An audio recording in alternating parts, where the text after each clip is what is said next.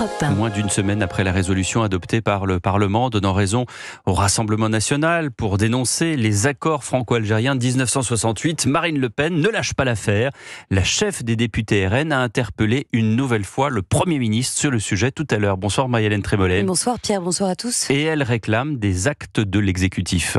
Oui, à l'occasion des questions au gouvernement, la chef de file des députés RN se félicite une fois de plus d'un vote symbolique et réclame désormais la preuve au Premier ministre qu'il reconnaîtra cette décision du Parlement en lui rappelant qu'il avait lui-même affirmé que le pouvoir était à l'Assemblée. Monsieur le Premier ministre, je veux croire dans votre sincérité. Et puisque vous avez conditionné la légitimité de votre ministère sur la reconnaissance explicite d'un régime parlementarisé, ma question sera simple. Comment et sous quel délai comptez-vous mettre en application le vote de l'Assemblée nationale qui décide pour la France d'abroger l'accord de 1968 avec l'Algérie ?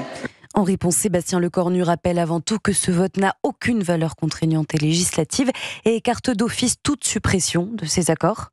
Je ne crois pas à l'abrogation de cet accord, mais à sa renégociation. Cet accord, à bien des égards, est caduc. Il faut donc désormais que ce début de renégociation démarre le plus vite possible. En tout cas, pas un sujet de politique intérieure, un sujet bilatéral de respect qu'il convient, à mon avis, de traiter avec beaucoup de sang-froid.